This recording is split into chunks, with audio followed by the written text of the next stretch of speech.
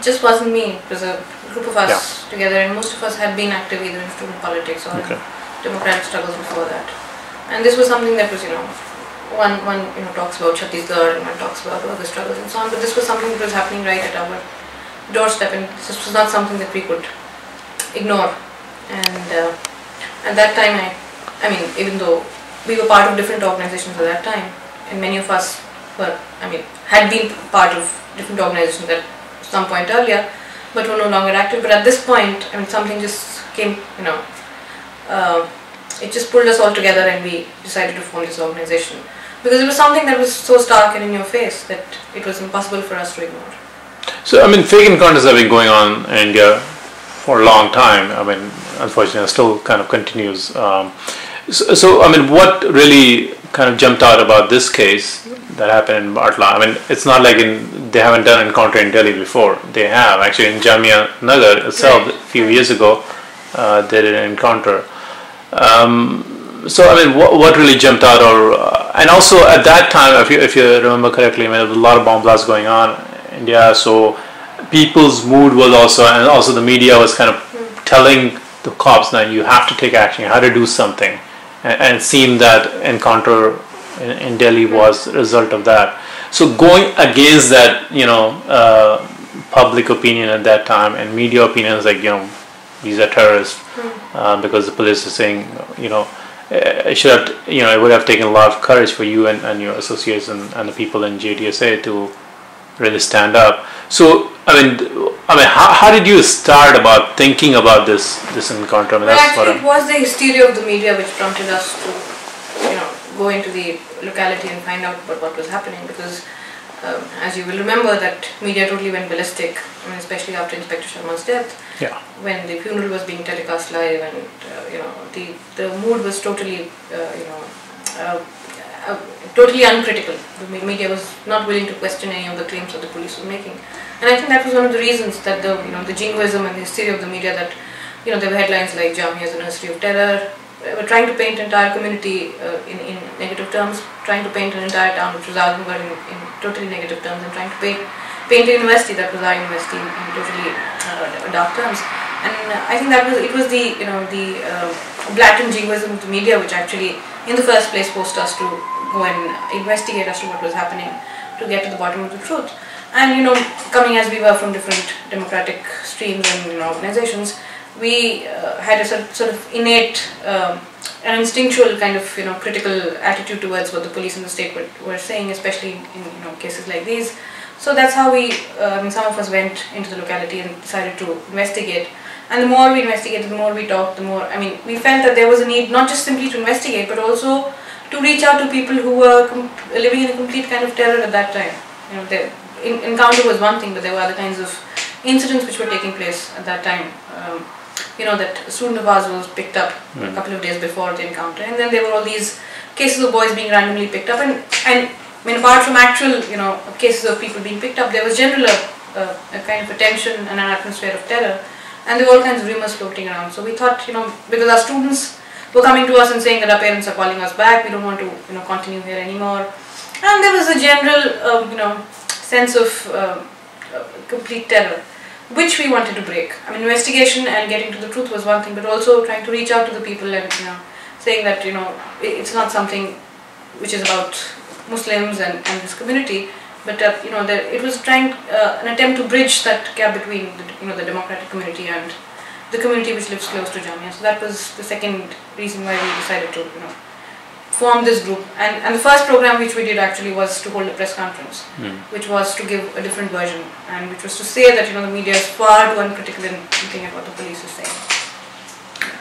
So how did you go about? You said first thing you did was press conference, but again you are kind of requesting the media to report either or look at the other side of the story, or maybe to look at from a critical angle. Some other things that you may have tried, Yeah, the press conference, was necessary at that time because there was no other version coming out. Even though people were willing and more than willing to talk, there was nobody who was putting their point of view across. There was no questioning the police theories at all. So I think we needed to address the media then. We may say whatever we have to say about the media, but media is unquestionably very powerful in communicating certain kinds of things to the ordinary people in society, so one had to make use of that. So that's the first thing, and in fact it was quite a success because we were able to, I think the media was also quite stunned, and people were quite stunned that teachers were, taking a stance like this and coming out on a question like this. I think that was kind of a novelty, because civil rights groups or even Muslim groups have been talking about it, but for a group of teachers to say something about an incident that has taken place next to the university was something of a novelty. So I think that helped, and we sort of broke the ice with that. People did indeed begin, they were questioning stories. Mail Today started that, and thereafter several other stories came out. So I think that was important. But the second thing that, in line with the second objective of the organization at that time, we did a Jan Sunwai in the community just a few days after the, and that was the first public program that was to take place in the community around that time. I mean, it was of course later people jumped on the bandwagon, Amar Singhs and others, but at that time nobody was willing to take a public position. Right. I mean, no politician was willing to take a public position, and not Samajwadi Party, not any other so-called advocates of minorities. So nobody was willing to take a public position at that time. So we, for us, I think it was important that to publicly stay apart from the press conference, to be with the people and to stand with them and to say that we are with you, and let's do some truth telling. So I think that Jan Sunwai was very important because we called several intellectuals and activists from the Delhi civil society circles, and we invited people from the the neighborhood to come and testify as to what they saw happening on that day. And I mean, we were expecting some crowd. We were also very apprehensive because after all, tempers were running high. Also, people were feeling very victimized and hemmed in and so on. So, but we organized it, and surprisingly over 5,000 people turned up. So I mean, that was, I think, very remarkable because people, that was the first kind of breaking of silence, by the neighborhood, by the people. So these were kind of things that we started with, and of course we brought out the the report, and since then we've expanded from beyond Batla House to try and locate how Batla House is merely a symptom of what's going on, in the narrative of war against terror. So is it still an organization of mainly teachers, or do you have other members as well who are not teachers of Jamia? Well, it's mostly teachers, but we work in close alignment with other organizations. We work with, joint programs with student organizations, with other civil rights organizations like PUCL and others and so on. But primarily, the core group is teachers. Okay. You mentioned in your Jan Sunwai program, a lot of public came because you provided a platform for them to say something about things that they were feeling. But how did you, or did somebody join, or I don't know, what were they saying, or they wanted to do something, or I mean, I guess my question is, did they come forward to join your effort, and how did they wanted to support you in your work, or they wanted to be part of the work that you were doing?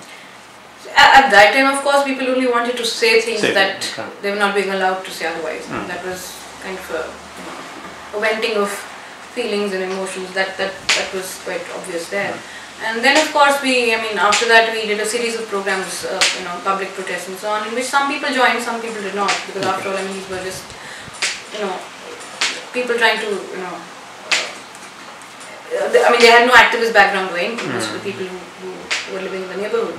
So on occasions, people did join. For instance, on the first, there was a Parliament, March to Parliament, which we organized a few days after this, in which some people from the locality came, but otherwise I think people not only from the locality, but I think when we started to question, people also from other parts of other universities and students and teachers from other universities, civil rights activists from other groups and so on. I think when first March to Parliament we organized, just a couple of weeks after the Jan Sunwai, that was also a huge success. We had over a couple of thousand people marching on the streets of Delhi, which was a big thing. But then on the first anniversary of the Batla House, when we did a torchlight procession, which was in itself quite a unique thing, because torchlight processions are no longer allowed in Delhi. So somehow we managed to organize a torchlight procession. But at that time we saw huge participation of the local community in the torchlight procession. So there have been occasions when people have come out, but I think on the whole people have generally been appreciative of what we've done. So one thing, I've been following, terrorism and, how media is always saying, Muslims are doing it and all that. So there are two versions of events, or there are two dominant narratives. One is, Muslims are definitely not ready to believe, most of them, that, Muslims are actually doing terrorism. There's some section that says, maybe some of them involved. But then on the other hand, non-Muslims, or majority Hindus, they are totally convinced that actually terrorism is caused by Muslims. So, what media is projecting, there is a market for that kind of narrative. So that's why those stories are getting full.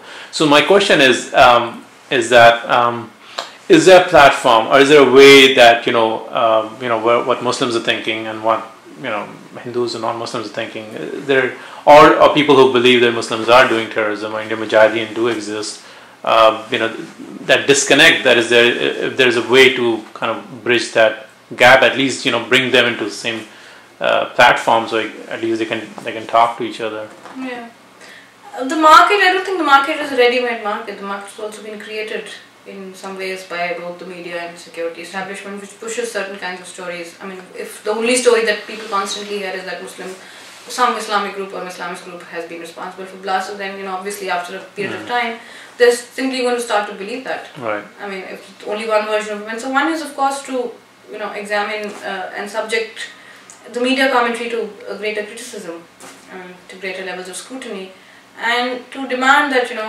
these simplistic kind of stories can no longer run. I mean, that I think that's something that we did with Praveen Swami. But it continued to happen, right? Because the criticism is not getting published next to Praveen Swami's article, right? Or in that same newspaper. Yeah, I mean, obviously we can't compete with these big corporate newspapers. Right. There's no way we can do that. Yeah. But there are we can do what we can do. So but there is alternative media. There's two circles. There are there's Kafila. There's other kinds of media through which one can get. But I think even as activists, we need to take a more. I think there have been some experiments to this effect elsewhere. But I think what we need to do in Delhi as well is probably a kind of an experiment where we can bring together.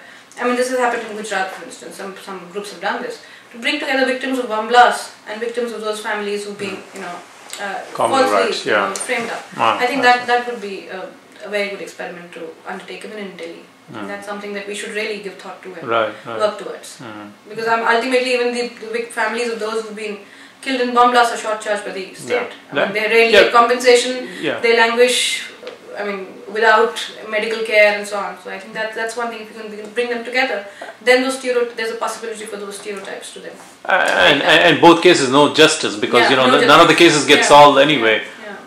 These guys get put in jail for 6 months or more than years, and then they come out, but they get no compensation either for their lives destroyed. So and then on the other hand, so I think that there's much more urgent need to bring these two groups together. Right. So now just because you work in a lot among Muslims and all that. So what is their reaction on a long-term basis to these charges, these incidents, what media does, what police do after terrorism incidents? They pick up, and the whole atmosphere of terror that's been created, particularly against Muslims right after some sort of incident, all of a sudden they get put on high alert. What's going to happen next? So what do you think? I mean, what is the long-term effect of that on the growth of the community or development of the? I think one big problem is that once this whole discourse of war on terror takes over, then all the internal kind of the churning within the community, which would have happened as in the natural way. For example, questions of gender, of caste, of education, or other material questions, substantive material questions, they get sidelined, and this whole hysteria about we are being victimized, which is happening. I mean, which has a substantive basis.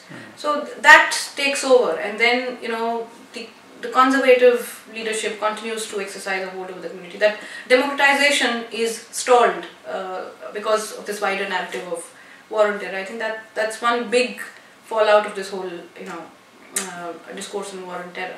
I think that's what's happening. And now, I mean, earlier there was this idea that you must have seen it in Rana Youth Story and so on, that there's a new kind of terrorist in the offing. There's this elite, college-educated, techno-savvy, but that's not true. Who become radicalized as soon as they join the organization. I don't think that's true at all. I mean, from what my experience has been, there have been some people, for example, Peer Boy and others who've been, college-educated and so on. So the boys who were picked up in Delhi were, college-going and so on. But in most of the cases, if you look at Bhopal, what's happening in Madhya Pradesh, what happened in Malegaon and so on, these are very, very bad people who come from very poor families, usually working class families or lower middle class families. And for the first time, I mean, these boys are probably the first ray of hope for them. They're sort of breaking into the, middle class. They've been trying to educate them, and there's the first breakthrough in the family's, hopes for a better tomorrow. And suddenly, that's taken away from them.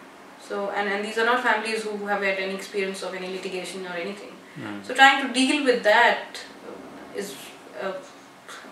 So you were in Madhya Pradesh recently. Madhya Pradesh has pretty much no history of terrorism. I mean, I can't remember any major or even minor incident. I don't know, maybe I'm wrong.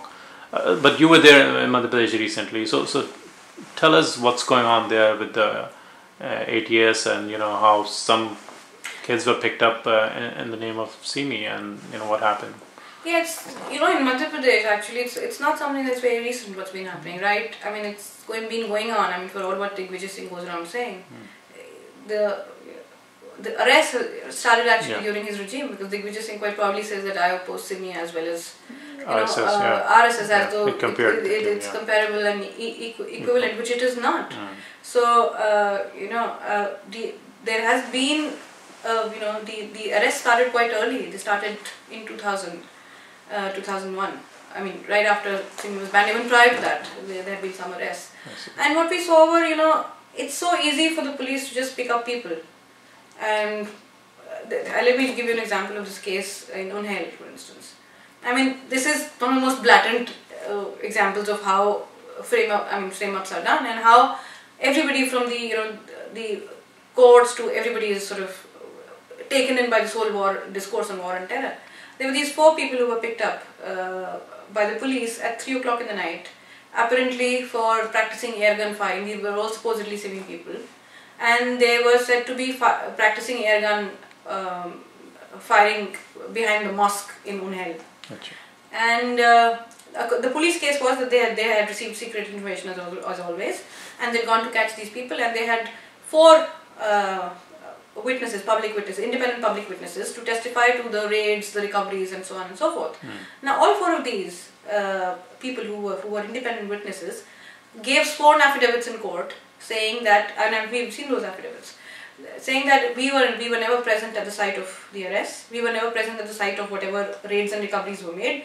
We may know some of these people, we may not know some of these people, because after all they're from the same village, but we don't know them personally, and we were never present. No recovery was made in our presence. It is false to say that guns and ammunition and semi-literature was seized in our presence. It is completely false. We were in fact called the next day, the day of the arrest. We were called the next day from our homes in the afternoon, not at 3 o'clock in the night, but the following day at 2 o'clock. We were called to the police station, and we were asked to sign blank documents. We do not sign blank documents usually, but this is what you have to do when the police asks you to sign. So these are sworn affidavits of all the independent public witnesses. There is no other evidence apart from these these witnesses. And still, what does the court do? The court convicts these people. It's saying that Simi is a dreaded terrorist organization. There is a great war against terror going on in India. The terrorists are trying to destabilize India, and we must take serious action against them. And then it convicts them without any evidence. Wow. And now what happens is, in 2011, because these people have already been in jail. It convicts them for 6 years, and then they've been in jail already for 3 years. On 26th January 2011, the Madhya Pradesh government announces that we shall pardon all people who've served half their sentences and who've shown exemplary behavior in the jails. These people get released. After that, both the Bajrang Dal and the Congress, they protest on the street saying, how can you let off these anti-national seeming people? That this pardon cannot be applied to them. Within 8 days, they're back in the jail. So, but now the good news is that, the High Court has ordered their release.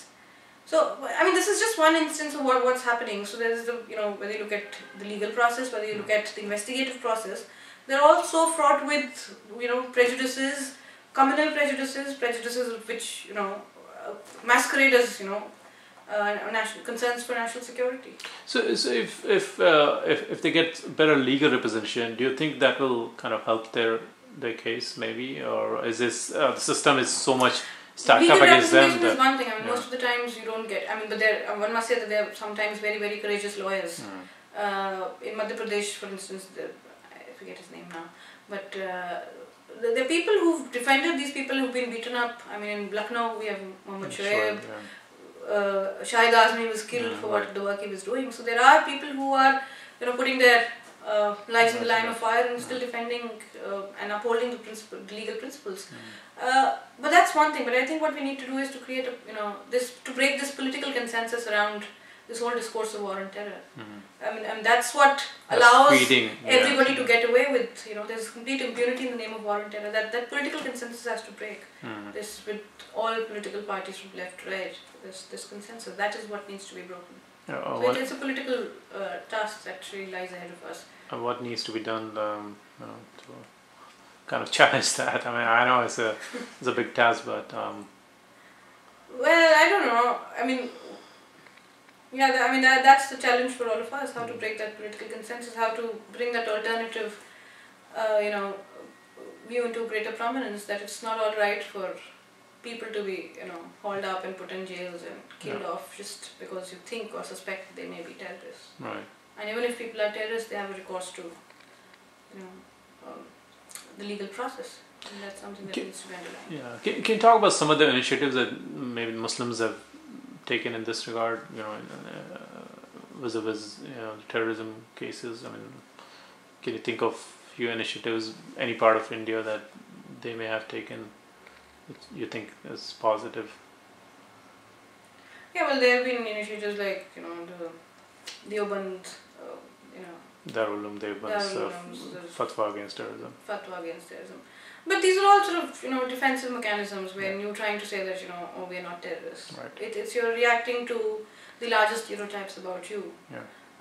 But I think what I think Muslim groups also need to send a message to the political establishment, because I mean, after all, despite all the public pressure on for the Battle House inquiry, the inquiry was never ceded to. Right. So that political message has to go to the political parties where people say, oh, vote bank politics is problematic. I mean, that's what democratic politics is all about. I mean, you have to.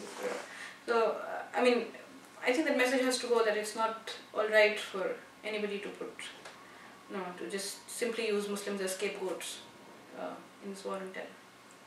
So you meet, in Delhi you're a teacher, so you meet a lot of Muslim students, especially since you're in Jamia and gets a lot overwhelming number of Muslim students coming from different parts of India. What are they saying? What are they thinking? Are parents still, sending the kids to Delhi? Are they thinking about it? Are they careful? I what's think going now on? that sort of tension is not there, which was in 2008. Now it's pretty. I mean, after all, everybody wants to move on in life and forget about what's happened. And I think middle class people have a great resilience that it's not going to happen to us, it's going to happen to somebody else. So, no, I think that people have moved on and everybody's worried about getting jobs and things like that. So, but really, I mean, it's a question of, if something happens again, then it's quite likely. Because at that time, I remember in 2008, every single student of mine who was from Azamgarh was called back quickly. Right. And in fact, there were students who were not my students, but who were in different, in Arabic or Persian departments who would call me after Mazamgarh saying, is it safe for us to come back? And we spoke to the university administration if they could make alternative arrangements for students from Mazamgarh because their parents were refusing to send them back to the university.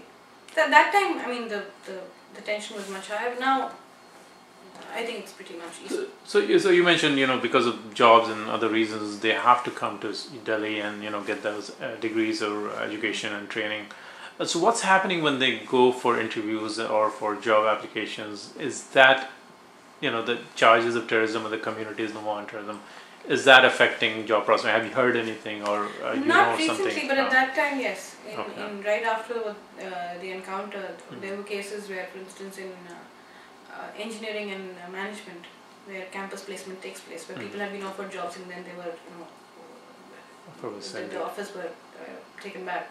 At that time, we had heard. But apart from terrorism or no terrorism, we know that these prejudices exist and they work in insidious ways in order to keep, some people out. So, and that's there anyway. Right.